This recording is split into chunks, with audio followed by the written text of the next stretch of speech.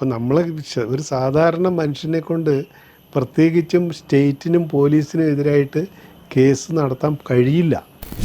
ശരിക്കും father Thomas കോച്ചേരിയെ എനിക്ക് ജീവിതത്തിൽ മറക്കാൻ പറ്റില്ല. അത്രയും എന്നെ സഹായിച്ചിട്ടുള്ളൊരു വ്യക്തിയാണ്. ഈ കേസ് ഇപ്പോൾ അപ്പീൽ കൊടുത്തിട്ടുണ്ട്, സിവിൽ കേസ്. അതിൽ എന്തെങ്കിലും വിധിയായി കഴിഞ്ഞാൽ അപ്പോഴെങ്കിലും എൻ്റെ വക്കീലിന് കുറച്ച് ഫീസ് കൊടുക്കണം എന്ന് വിചാരിച്ചിരിക്കുക ഞാനതിൽ നിന്ന്. ഇപ്പോൾ ഇടതുപക്ഷം പോലും വളരെ വികസിത കേരളത്തെ പറ്റിയല്ലേ പറയുന്നത്. ആ കേരളത്തിൽ ഇതുപോലുള്ള മനുഷ്യരും ജീവിക്കുന്നുണ്ട്, അവർക്ക് ഇത്രയും പ്രശ്നങ്ങളുണ്ട് എന്ന് പൊതുസമൂഹത്തിൻ്റെ മുമ്പിലേക്ക് കാണിച്ചു കൊടുത്തത് ഈ സമരം തന്നെയാണ്. ഇപ്പോൾ കമ്മ്യൂണിസ്റ്റ് പാർട്ടി കേരളത്തിൽ എത്രയോ സമരങ്ങൾ നടത്തിയിട്ടുണ്ട്. ഈ സമരങ്ങൾ വിജയമായിരുന്നോ എന്ന് ചോദിച്ചാൽ ഒന്നുപോലും വിജയമായിരുന്നില്ല.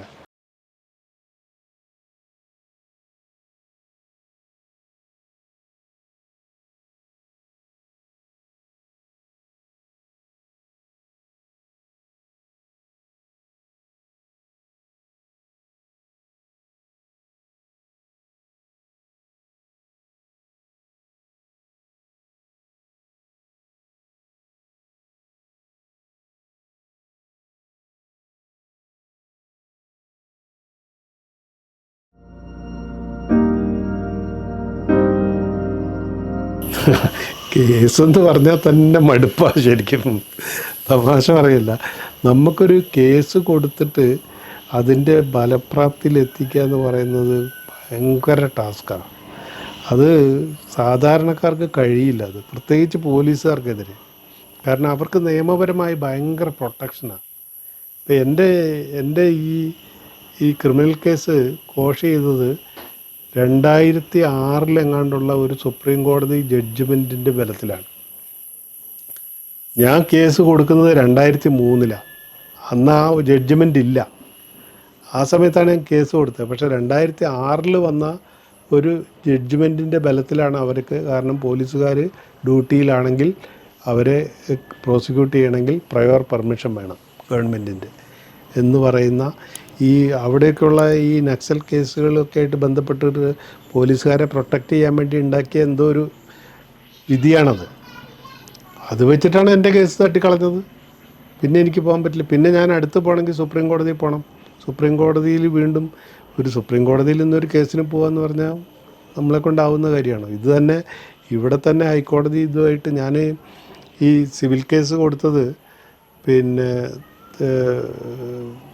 പാപ്പർ സൂട്ടായിട്ടാണ് കൊടുത്തത്. ഇൻഡിജൻ്റ് ഒ പി കൊടുത്തിട്ട് അതിവിടുന്ന് പറ്റില്ല, ഫീസ് അടയ്ക്കണം എന്ന് പറഞ്ഞു. പിന്നെ വീണ്ടും അതിന് ഹൈക്കോടതിയിൽ പോയി. ഹൈക്കോടതിയിൽ കുറേ കാലം നടന്ന് അങ്ങനെയാണ് ഈ 17 വർഷമൊക്കെ ആയത്. അപ്പം നമ്മൾ ഒരു സാധാരണ മനുഷ്യനെ കൊണ്ട് പ്രത്യേകിച്ചും സ്റ്റേറ്റിനും പോലീസിനും എതിരായിട്ട് കേസ് നടത്താൻ കഴിയില്ല. അത്രയും ഒരു ആംബിയർ ആവശ്യപ്പെടുന്ന ഒരു സംഭവമായത്. അതില്ലാത്തവർക്ക് ഒരു മനഃശാഞ്ചല്യം ഏത് സമയത്ത്. നമ്മൾ പോലീസിനെതിരെ അല്ലേ കളിക്കുന്നതെന്നൊക്കെ ചിന്തിച്ച് പോയാൽ പോയി. അപ്പോൾ അത് നമ്മളൊക്കെ അവർ പല രീതിയിൽ നമ്മുടെ സുഹൃത്തുക്കൾ മുഖേനയൊക്കെ നമ്മളെ ഉപദേശിക്കും.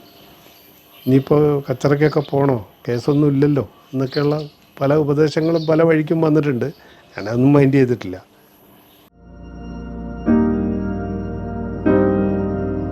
എനിക്ക് പ്രധാനമായിട്ട് എൻ്റെ വക്കീലന്മാർ നല്ല രീതിയിൽ അഡ്വക്കേറ്റ് എൽദോയാണ് ശരിക്കും പറഞ്ഞാൽ എന്നെ എല്ലാം ഭയങ്കരമായിട്ട് എന്നെ ഹെൽപ്പ് ചെയ്തിട്ടുള്ളത്. ഇപ്പോൾ ഈ സിവിൽ കേസ് പോലും ഡ്രാഫ്റ്റ് ചെയ്ത് തന്നത് അഡ്വക്കേറ്റ് എൽദോയാണ്, KJ എൽദോ, എറണാകുളത്ത്. അന്ന് അദ്ദേഹം താരതമ്യേന ജൂനിയറാണ് എൻ്റെ കേസ് കൈകാര്യം ചെയ്യുമ്പോൾ. പക്ഷെ അതും ഈ കോച്ചേരിയച്ചൻ കോച്ചേരിയച്ചൻ ആണ് ഈ വക്കീലിനെയും ഏർപ്പാടാക്കി തന്നത്. ശരിക്കും ഫാദർ തോമസ് കോച്ചേരിയെ എനിക്ക് ജീവിതത്തിൽ മറക്കാൻ പറ്റില്ല. അത്രയും എന്നെ സഹായിച്ചിട്ടുള്ളൊരു വ്യക്തിയാണ്.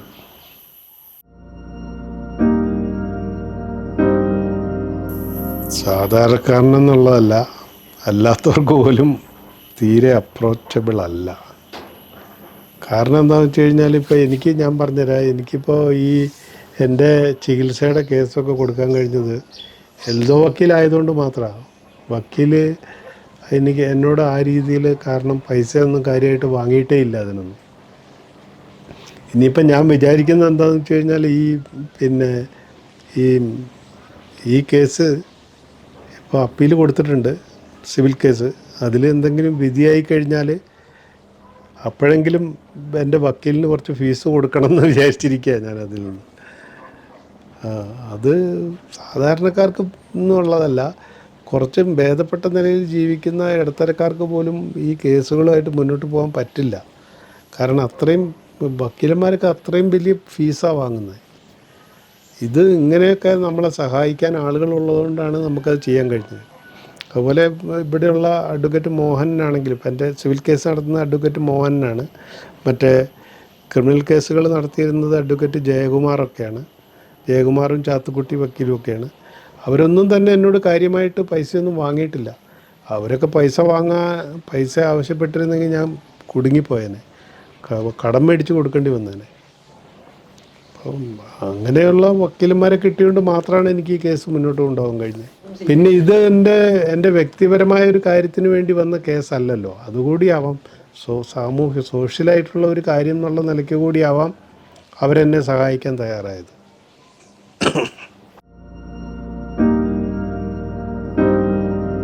അല്ല, ജാനു സ്ഥിരമായിട്ട് ബന്ധപ്പെടാറുണ്ട്. ജാനുവുമായിട്ട് നല്ല ബന്ധത്തിലാണ് ഞാൻ. അപ്പം പിന്നെ ഗീതാനന്ദം വിളിച്ചിട്ടൊന്നുമില്ല.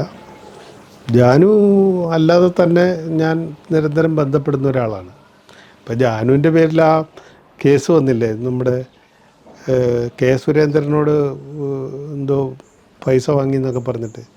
ആ കേസ് വന്നപ്പോൾ ഇവിടെ പോലീസ് എൻ്റെ വീട്ടിലല്ല വന്നത്, ഇവിടെ വന്നിട്ട് പിന്നെ കംപ്ലീറ്റ് സെർച്ച് ചെയ്തു, എൻ്റെ വീട് സെർച്ച് ചെയ്തു.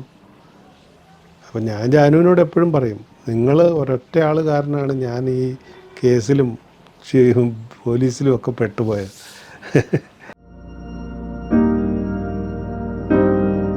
അത് ശരിക്ക് പിന്നെ ഇവരോട് തന്നെ, ഈ CPM-കാരോട് തന്നെ ചോദിക്കേണ്ട കാര്യമാണ്.